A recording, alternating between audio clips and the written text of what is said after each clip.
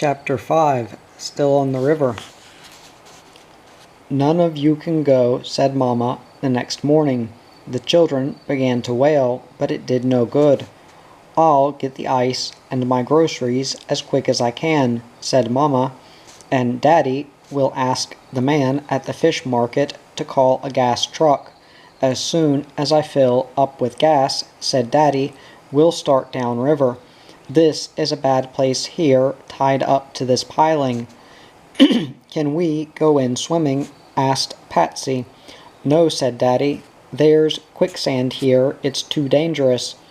"Oh, heck," said Patsy in disgust. "After I learned to swim, I never get a chance to go in the water." Off went Daddy and Mamma in the Houseboat to the town of New Madrid, pronounced New Mad-Rid. Patsy and Bunny were still in pajamas. They tumbled back into bed again. The houseboat always seemed empty with Mama gone. "Anybody who wants any breakfast better come and get it," called Millie from the kitchen. "I'm not hungry," said Patsy. "Neither am I," said Bunny.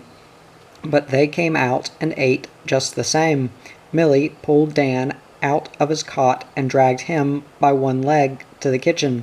Half asleep, Dan tried to eat, then ran back to bed. He took Tom, the cat, under the covers with him. "You kids better get your clothes on," scolded Millie. "Stop your bossing," said Patsy. "Well, I'm boss when Mama's gone," said Millie. "You're not gonna boss me any more," said Patsy. "From now on, I'm my own boss." "Ha ha, that's what you think." Millie laughed as she started to wash the breakfast dishes. Patsy put on her clothes and went out on deck. She sat on the couch and put her arm around Blackie's neck. "Here comes a towboat," she called. Bunny and Dan came running. A towboat. Millie dropped the dishcloth and came out too. A big towboat was coming round the bend with a whole riverful of empty barges in front of it. It was going downriver for a load of oil, and going down very fast. "Oh boy," cried Millie, "we'll be knocked to pieces against the piling. What can I do?" Patsy and the little ones looked at Millie. She was boss after all, but her face was white and scared. Even Millie did not know what to do. "Go away, you mean old towboat," cried little Bunny, shaking her fist at it. But the empties were coming closer and closer, and behind them came the huge, clean, white towboat, pushing hard. The captain, up in the pilot house, gave a snort on the whistle as the tow came closer and closer. "If he'll just hold to the outside of the channel," said Millie under her breath, "maybe he won't tear us apart." The children ran to Millie and clung to her as if she were Mama. Even Patsy was scared and looked to Millie. "Can't you do something?" she cried.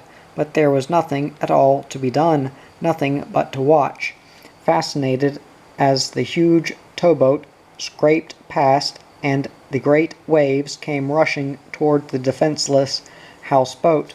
When they hit, the houseboat was thrown heavily against the piling.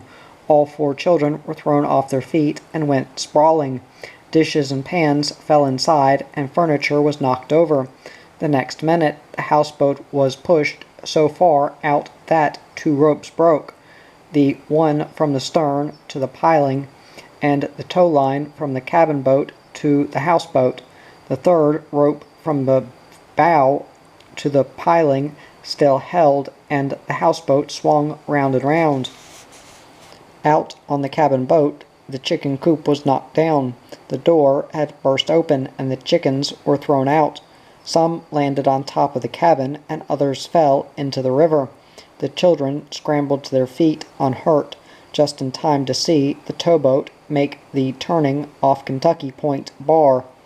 All they could see was her wash, and then she cut behind the bank and was gone. It had all happened so quickly they were stunned. Blackie was barking, but Dan was the first to speak. "You mean old captain," he cried, shaking his fist. We got just as much right on this old river as you have. Why couldn't you slow up? You just wanted to tear us to pieces." Then Patsy saw her chickens. "Oh, look," she cried, "my chickens, what can I do?" Before Millie could answer, Patsy saw the broken ropes. "Are we loose?" she cried, with fear in her eyes. "If we are loose, the current will take us down river without Mama and Daddy." Dan and Bunny began to wail. "I'll try to find some rope," said Millie, "to tie us up again." She looked around. "But how can I get to the cabin boat?" The second John boat, the one without a motor, was out on the river floating away. There was no way to get to the cabin boat, so she was helpless. The houseboat was swinging round and round, and soon the frayed rope that held it snapped in two. "The rope's broken," cried Patsy, clinging to Millie. "Now we are going down river for sure." The little ones began to cry, and Blackie began to whine. Bunny ran inside and crept under the bed for safety. Dan crouched on the couch, his arms tight around the dog. The houseboat began to bounce around, but Millie had no time to cry. She climbed up the monkey pole to look for rope on the catch-all roof, but there was none there.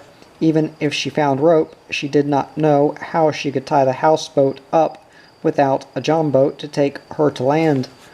Up on the roof, she found two long oars and brought them down. "We'll try to keep it close in if we can," she spoke quietly now to Patsy, handing her an oar. "We'll do what we can till Daddy gets here. Even if we float a ways, it won't hurt us any. Daddy can come after us." Millie's judgment was good, so Patsy did not question it. She took the oar and tried to help. The houseboat bobbled about on the river, but had not gone very far when the John boat with Mama and Daddy in it appeared. Oh, how good it was to see them again! Before the sacks of groceries were unloaded, the story of the mishap had been told. Abe Foster was furious. "If he'd ripped us up or busted the hull open, he'd had to pay damages," Daddy said. "I've got as good a right here as the biggest towboat on the river. If there's anyone a shanty boater hates, it's one of them cocky towboat pilots." Daddy went straight to the cabin boat, and soon the houseboat was tied up safe and sound again. Then he brought back the floating John boat and was trying to rescue the chickens. When he heard a truck on the riverbank honking its horn, he thrust 4 hens hastily into the coop. Then he shoved the boats, houseboat and all, close to the bank to get gas. The man on the truck reached his long hose over to the barrels on the cabin boat and filled them. The children kept talking about what had happened. "Was I ever scared?" cried Bunny. "I ran and hid under the bed." "Under the bed is a good, safe place," said Mama. "Look what's happened inside, Mama," cried Patsy. "Everything is knocked to pieces." They went in and began picking things up. Patsy threw the broken dishes into the river and watched them sink to the bottom. "Mama," said Patsy thoughtfully, "I was glad Millie was here with us. She tried to do what she could." "There was nothing she could do," said Mama. "I listened to her," said Patsy. "I took the oar and paddled to keep us from going down river." "I'm glad to hear that," said Mama. "Do you know what, Mama?" Patsy went on. "Guess what I saw on that towboat?" The cook came to the door of the galley and dumped out a bucket of potato peelings to feed the fishes. Dan and Bunny laughed. "And do you know what else I saw, hanging by the galley door?" said Patsy. "A great big stalk of bananas." "You saw all that?" Mama laughed. "Oh, Mama, those bananas looked so good," said Patsy. "I just wanted me a banana so bad." "I guess you weren't so scared after all," said Mama. "I tried to buy bananas in town but couldn't find any." Bunny looked through the grocery sacks and found a sack of hard candy. The children filled their mouths until their cheeks puffed out. "Did you go to the post office, Mama?" asked Millie. "Yes," said Mama. "No package. I told him if it came to forward it to Tiptonville." Soon Daddy had everything under control, and the houseboat resumed its voyage. Patsy was broken-hearted to leave 4 of her chickens behind, but it could not be helped. She still had Shoe-Fly, Miss Cackle, Jenny Brown, and Fluffy Tail. It was about 10 in the morning when they started, but they did not go far. About 2.5 miles south of New Madrid, Daddy tied up. Nearby was a concrete bank, with a sandy stretch at the bottom. "What are we stopping here for?" asked Millie. "I want to do the washing," said Mama. The children did not wait to ask questions.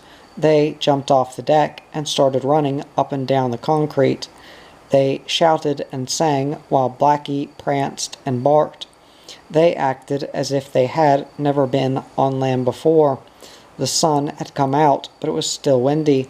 A good day to dry clothes. Daddy hunted driftwood and built fires under the washpot and wash tub.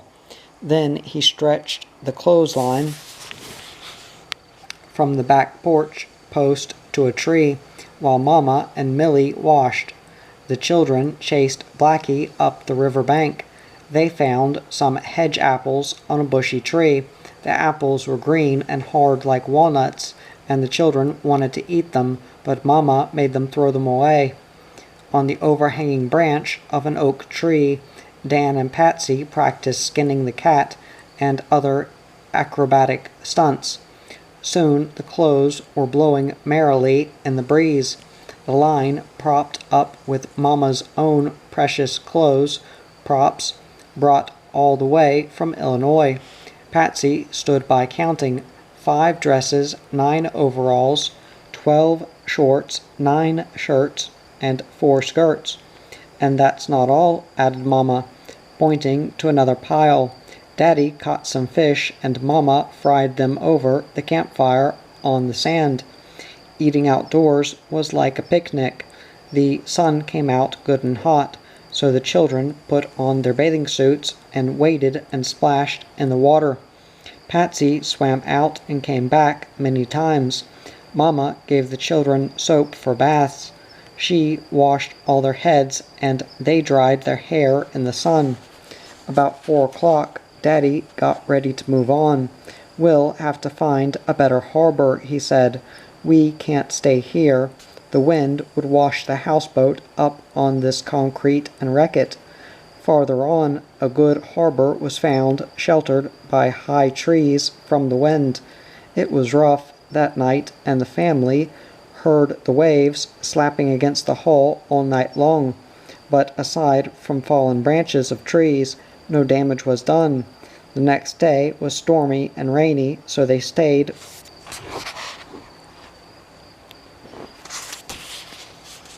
where they were. Mama did her ironing. Daddy worked on his engines, while the children played. Dan and Patsy did acrobatic stunts until they were tired. The next day, Kentucky was left behind, and Tennessee appeared on their left bank. It was still windy, and the wind was upriver as before. That made hard going, so progress was slow. The children were bored and restless because nothing happened. Then they heard a powerboat coming. "What the heck is that?" asked Patsy. "It's like a big cruiser," said Millie. "That's a fleet craft, isn't it, Daddy?" "Looks like it," said Daddy. "Mighty pretty boat and fast, too. Worth a lot of money. You got to be rich to have one of those boats, but I wouldn't trade it for my little old houseboat." The big cruiser went sailing by, making the houseboat seem as out of date as a log cabin flatboat of a century before. "I'd like to have a ride on it just once," said Millie. "Me too," said Dan. "You can have it," said Patsy. "Me and Daddy'll keep the houseboat. We don't want to go that fast." Because of the wind, the day's run was short, only to Tiptonville, Tennessee. Daddy eased into the bank below the landing of the busy ferry. The town could not be seen as it was too far from the river. Daddy and Millie walked all the way to the post office to see if her package had come, but it wasn't there. Back at the houseboat, Mama had started supper when the children came running in to announce that Blackie was missing. "Now, what next?" cried Mama. "Blackie followed us up the hill," said Millie, "and I told him to go back. I didn't see him after that. Why don't you kids watch where he goes?" "Oh, don't worry, he'll come back," said Mama. "Blackie knows the hand that feeds him." Patsy could not wait for the dog to come back of himself. She ran up on the dock, where there was a small store for boat supplies. The man there pointed up the hill. "I saw a black dog go up that-a-way," he told her. He was heading toward the ferry. Patsy sent Dan back to the houseboat to tell Mama. When he returned, they hurried on. They came up to the landing barge, where a ferry boat was waiting. A line of 6 or 8 cars began to move ahead slowly. The children looked around, but there was no sign of Blackie. "Blackie, Blackie, where are you?" cried Patsy. "I bet somebody in one of those cars took him," said Dan. "Well, look in their windows and see," said Patsy fiercely. "If we find him, we'll pull him out. They'd better not steal our Blackie." Tears filled her eyes. They watched the cars going on the ferry, but there was no black dog in any of them. "Maybe he went on the ferry boat," said Dan. Patsy looked fearfully at Dan. "How will we get him off?" "We'll go right on the boat and take him," said Dan, showing unexpected courage. "But I'm afraid," said Patsy, "the ferry boat might go off with us." "It'll go off with Blackie if we don't hurry," said Dan. Patsy forgot her fears. The next minute, she and Dan were running onto the ferry boat. The man who was putting the chain across the stern waited to let them on. He looked at them as if foot passengers were unusual. "Where you kids goin'?" he asked gruffly. Patsy stopped, her heart in her mouth. "We are not crossing over," she began. "Well, get off then," the man scolded. "But our dog, he's lost, and we've got to find him," spoke up Dan. "And you can't stop us either." "Hey, what's this?" called a man passenger, laughing. "These kids holding up the ferry boat." "They are after a dog," said the ferryman. "Guess we'll have to wait." Patsy and Dan had rushed to the front of the ferry, ducking around the crowded cars and peeking inside each one. "Where is he? Oh, where is Blackie?" cried Patsy. "Are you children looking for a black dog?" asked a strange lady. "There's one up front." "Blackie, oh Blackie," cried Patsy. It took only a minute to find him. There was Blackie on the deck in front, looking off into space, quite unconcerned. He was all set for a voyage across the river. He turned his head when he heard his name called. "Blackie," cried Patsy, "what you doin' here?" "Where do you think you're goin'?" asked Dan behind her. Patsy picked the dog up, and she and Dan rushed back.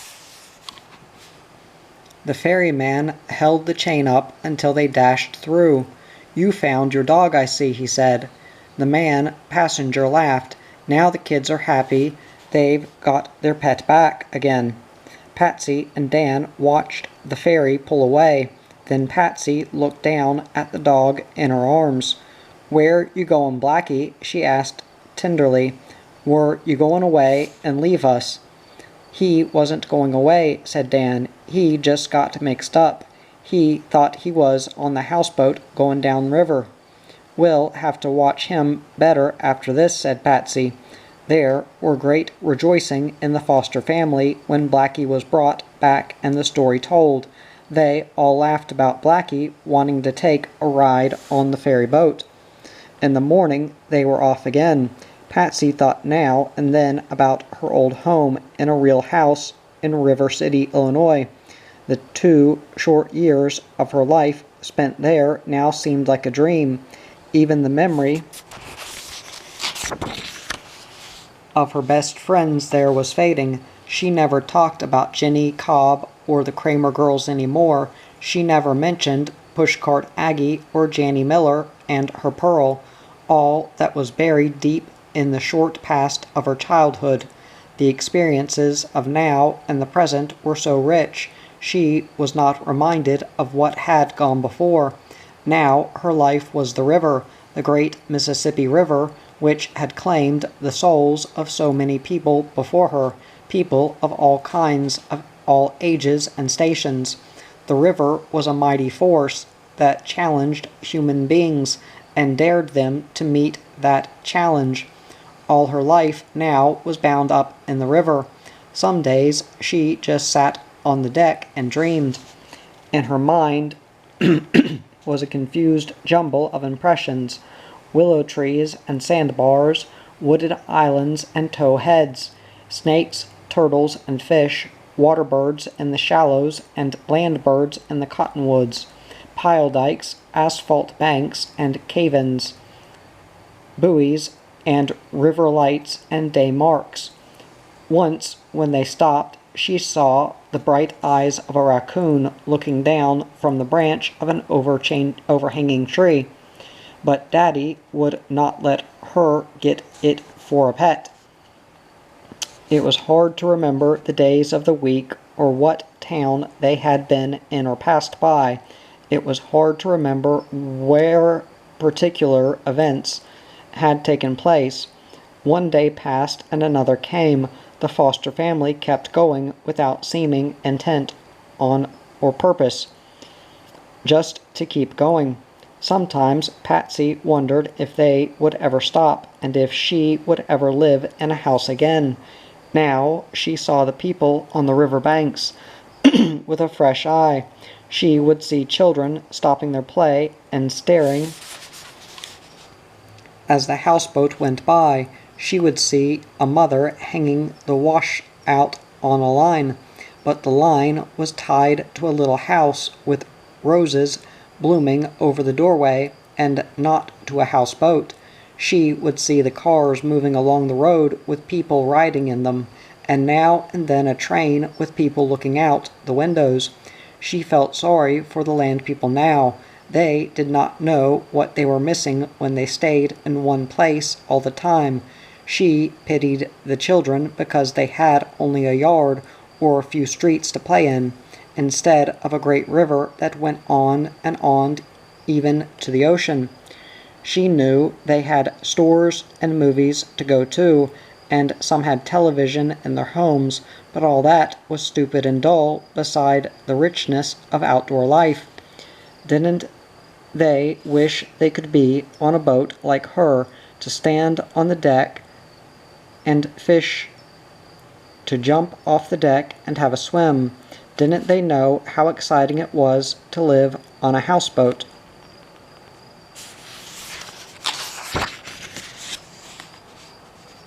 One day she said to Daddy, "Don't you feel sorry for those people over there?" "Why?" asked Daddy. "Because they can't go on the river like us." Daddy patted her shoulder. "Spoken like a real houseboat girl," he said. "Once you feel sorry for the people on the bank, that means the river has got you for good." But even though the river had taken hold of her, as Daddy said, there still remained one thought buried under all her river experiences, a thought that teased and tormented her and would give her no peace. It was the thought of a house, a permanent home on land. What if, after all, the people on the bank were right? There were long hours when nothing happened at all. The houseboat drifted along steadily, and Daddy often sat lazily on deck. The children ate meals when Mama called. They were always wanting a town, and it seemed a long ways there. They quarreled over little things, which chair or bench to sit on, who should wash or dry the clothes. Patsy did not look at the river map or notice the numbers on the river lights any more. She watched the water birds in the shallows and the flocks of red-winged blackbirds in the trees. If she waited long enough, there would be a town. The last one in Missouri was Carruthersville. Carruthersville meant town, and town meant getting ice and groceries and meat, but Carruthersville held an unexpected surprise. On the way back to the river, they stopped at a fish market. Daddy had no fish to sell because he had no Missouri fishing license, but he wanted to talk to the other fishermen there. The fish market was run by a woman who said her name was Auntie Ruth. She invited the children to her house nearby and let them watch television. While they watched, she gave them cold drinks. "You like livin' on the river?" she asked. "Oh yes," said Patsy. Then they thanked her and followed Daddy back to the houseboat. Chapter 6. Down, down, down the river. "When are we going to stop and stay a while?" asked Patsy. "I'm tired of being in the boat all day long." It was Mama who answered. "Oh, well, look for a nice place under the riverbank somewhere along." "In a town?" asked Patsy. "Will we get a house again?" Sometimes her longing was so great she just had to talk about it. "I've got a place in mind," said Daddy. He turned to Mama. "Remember that chute down by Luxora, where we used to stop sometimes?" "Oh, Donald Bend," said Mama. "Near Ashport Ferry. At Ashport, on the Tennessee side, is where we met Seth Barker and his wife." "Yes," said Daddy, "when our engine broke down. I went over to Ashport and tried to get help. I met Seth, and he told me where to get my dry shaft welded." Mama went on. "Seth said to me, 'Come on up to the house.' I didn't want to go, but I did. When you came for me, I didn't want to leave. I liked Eddie so much. We was like old friends the minute we set eyes on each other. That was 10 years ago, when Millie was about 2. She was so fat. She was a load to carry. We never went in the chute that time," said Daddy. "No," said Mama, "that was another time, when Dan was little. We stopped in the chute to get some stuff, and the water was up to the willows. We saw people there, and hogs, chickens, and dogs, and we kinda liked it. We was going upriver in January, and we stayed all night at the end of the chute. Next day we tried to find the Barkers. An old man told us where to find them. It was hard work shoving willows up to their door, but we made it. Seth had the job of lamplighter by that time. Then 2 years ago they'd moved back over to Tennessee again," said Daddy. "Seth Barker was never a man to stay in one place for long. It would do my heart good to see Eddie again," said Mama. "Let's stop at O'Donnell Bend and hunt them up." "Like findin' a needle in a haystack," said Daddy, "but we'll take a look at that chute." "And maybe stop and stay a while?" asked Patsy eagerly. Daddy patted her on the back. "We just might do that, honey." The houseboat made a good headway downriver, around Island number 18, and came to Cottonwood Point Ferry in lower Missouri, where Daddy had to stop for some minor repairs. The children begged Mama to let them go to the store at the ferry landing. "What for?" asked Mama. "We want to see what's up there," said Patsy. "See the town and the stores and the houses and the people." "There's no town at all," said Mama. "Nothin' but a country road leading to the ferry." "Daddy said there's a gas station and a store," said Patsy. "Gimme a nickel, Mama," begged Dan and Bunny. "Gimme a nickel too," begged Patsy. "Bring in Mama's purse." "Hush, all I got is pennies," said Mama, giving some to each. "Go spend them if that's any fun." Bunny dropped one of hers. "Where's my penny?" she cried. Patsy picked it up. Mama said, "Patsy, give it to Bunny." Patsy, who was running, threw the penny behind her. Bunny finally found it, said it was not hers, and began wailing for the other one. Mama watched them as they ran, followed by the dog and cat. "Don't let Blackie get lost," she called after them. In half an hour they came back with bubble gum and began smacking it.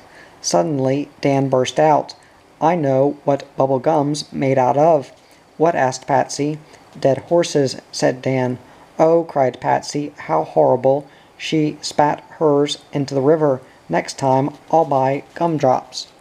Patsy went out to the back porch where Mama was peeling potatoes. She sat down quietly beside her and started to talk. "There was a girl up there at the store, Mama," Patsy said, "and I didn't like her at all." "Why not?" asked Mama. "Anything wrong with her?" "She had a pretty dress on," said Patsy, "and a gold ring on her finger." "Well, what of it?" asked Mama. "Anything wrong with that?" "No, but," Patsy began. "She wasn't nice. She called us river rats 'cause we live on a houseboat." Patsy began to cry, and Mama took her in her arms to comfort her. "There's just as good people on the river as on land," said Mama, "and don't you ever forget it, honey." Soon the houseboat was on its way again. Arkansas was now on the west bank, although in some places, due to a changed course of the river, Tennessee was on both banks. Around island number 21 and on through Needham Cutoff, the current was swift. The swiftest current of the whole river was between Caruthersville and Memphis. There were so many bends in the river now, the course of the houseboat was constantly changing direction. The river was never without drama, and often it came unexpectedly. "Look at the fishermen," cried Dan, as they rounded Barfield Bend. "That's jug fishing," said Millie. "See, their jugs floating." Several men were out, each in his own John boat. Gallon jugs of glass with stoppers in them and baited lines attached to the handles had been tossed overboard. The fishermen floated slowly along, dumping out one jug after another about 20 feet apart. They had piles of jugs in their boats, each with its baited line wrapped around it. The men were kept busy following the jugs as they bobbed about in the river. Daddy sat on deck, letting the houseboat drift slowly by on the current. Suddenly a sound like a firing of a shotgun was heard. "He's got one, a big fellow," cried Patsy excitedly. "Look, it's pulled the jug under." A catfish under water had got hold of the bait. When the jug was jerked under, the water came together behind it with a loud crack. The jug stayed down as the fish ran with it and came up farther on. Then it went down again. The fish was putting up a hard fight. The man kept following it in his boat, but was waiting for the fish to wear itself out. Finally the fish gave up, came to the top of the water, and floated on its back. The man pulled it in and held it up. "Look at that," cried Daddy. "That's a 30-pounder, I bet. Only the biggest ones can pull those jugs under." It was late when Daddy tied up and came in to dinner. He heard the sound of a motor and looked out the back door. "Look at that big cruiser coming," he said. "It's throwing waves as high as the trees." The powerful boat came up and passed swiftly by. "That's that same fleet craft we saw up near Tiptonville," said Millie. "I'd know it anywhere. They were so much faster than us. They left us far behind. What's held them up, I wonder?" "Engine trouble, probably," said Daddy. "Those fancy new boats are not all they are cracked up to be. Those people have probably been held up waiting for a mechanic to take their engine apart and put it together again. They are probably heading for Florida by way of the Gulf of Mexico. Hope they don't get drowned before they get there." After the cruiser passed, everything was quiet again. The river was wide, like a great lake, and the banks were so far away. They were just a line of green. It was hot, so Patsy sat down on the guard and swung her feet in the water to cool them. "Take your feet out of the water," called Mama inside. Patsy obeyed. "Mama can see clear through the walls of the houseboat," she told Dan. After a while, Mama came out on the porch where Daddy was sitting. Suddenly, Patsy felt homesick. If she could only see River City again. She sat down by Mama, who was busy with her mending. "Mama," said Patsy, "remember our house in River City?" "Yes," said Mama. "I was glad to see the last of it. Remember those flowers I planted in that rubber tire in our yard? Pushcart Aggie gave me the seed." "Yes," said Mama, "zinnias, and they were real purty too."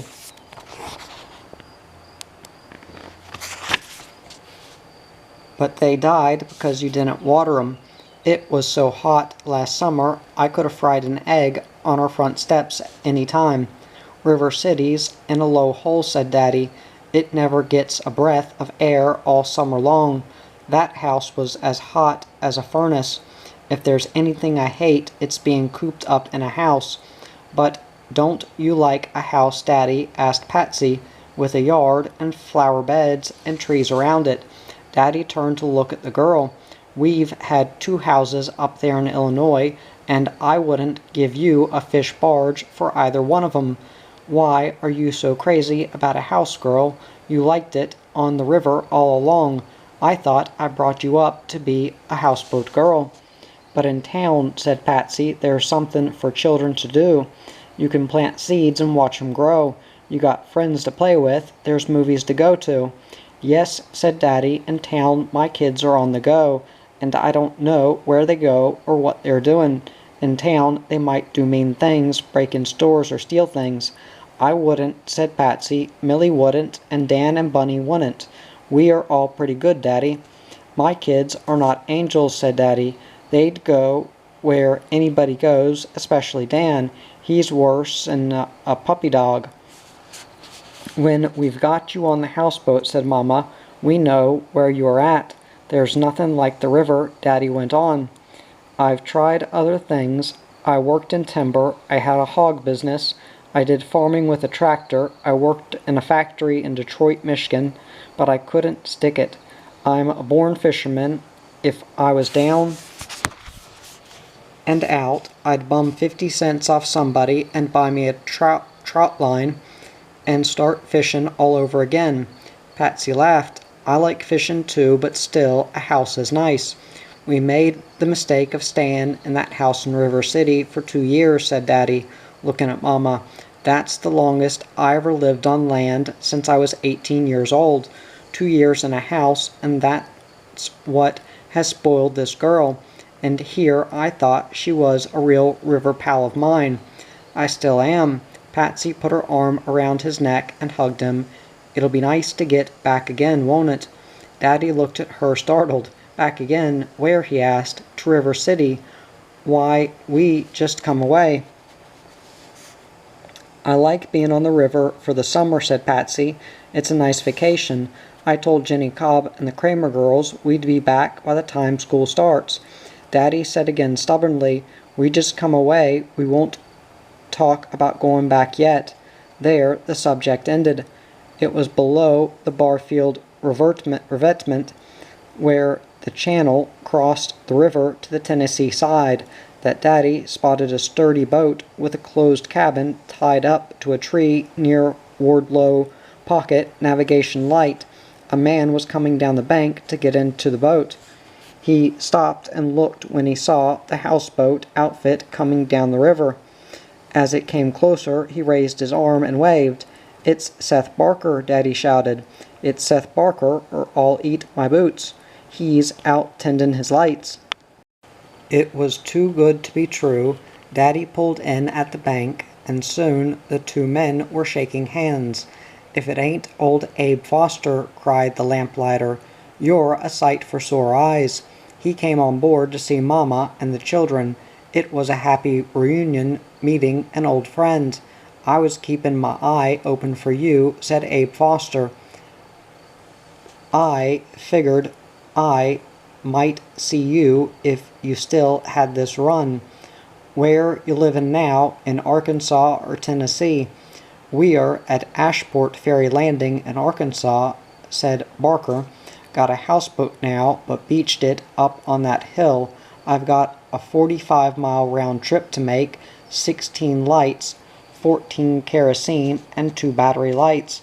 I go south to Cook's Island. That's number 30 off Oskello, and up this way to about 3 miles above Tomato.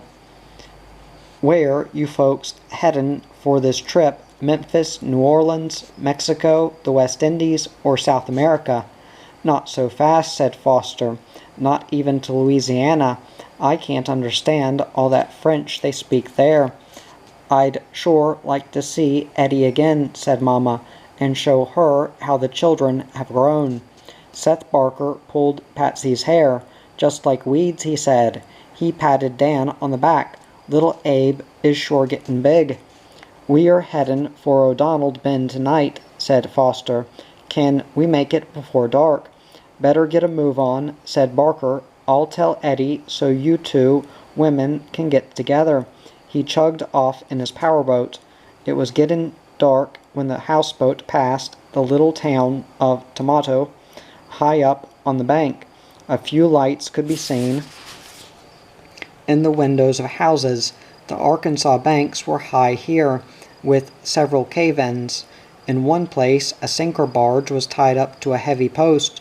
The barge's derrick lifted concrete slabs from the deck of a second boat and sank them into the bank for reinforcement.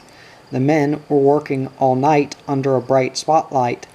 At the bend of island number 25, darkness fell. There comes a big tow behind us, cried Millie. Mama and the children looked upriver and saw it coming around a point about a mile back. That's not a tow, said Mama as it came closer. It's all lighted up. Looks like an excursion boat to me. It's lighting up the whole sky, cried Patsy, clapping her hands. There were no barges ahead, and soon the great boat loomed up white and startling in the dusk of evening. Daddy saw it coming, and anxious to escape its wash, pulled over toward the bank. When the big boat came close, the children could read the name on the side. It's the Delta Queen, cried Patsy, the Delta Queen. She comes from Cincinnati, and she's bound for New Orleans, said Mama. I've seen her lots of times. She's one of the last 2 packet boats on the Mississippi and the Ohio. Wonder what she's doing down here now.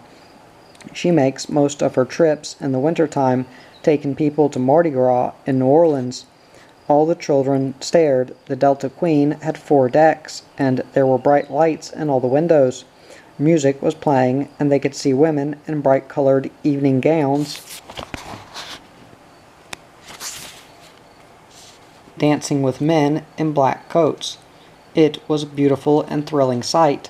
The children waved and called out, and wondered if the people could hear them. A man threw something overboard, but it fell in the river and was gone, and then the boat was almost past, and the great big paddle wheel at the stern was splashing all wet and shiny in a whirl of spray. All too soon the beautiful vision was gone, faded away like a dream. It was gone away downriver, leaving only a great wash behind. The houseboat bounced up and down on the waves, then righted itself with no damage done. That's the way to go to New Orleans, said Patsy emphatically. When I get big, I'll go to Cincinnati and take a ride on the Delta Queen. That's the best boat on the river, the queen of them all. The houseboat looked crude and shabby after the excursion boat had passed. The children were tired but would not go to bed. Millie and Mama hung lanterns out when it grew dark. A green light on the right of the fish barge and a red light on the left of the houseboat. Daddy put a white or open light on the tail of the outfit. If something happens and you have no light, said Mama, you don't have no show. Will we get there soon? Asked Patsy sleepily. I want to see the place. We're gonna stay a while. I want to put my chickens out on the bank, and Blackie too. We are all tired of this old houseboat. It won't be long now, said Mama. once Daddy finds that chute called Canadian Reach. We'll soon be at O'Donnell Bend. The children were sound asleep when the houseboat slipped into the cove and the motor was stilled. Only the quiet lapping of the waves around the hull and the sleepy chirping of a bird in the willows broke the silence.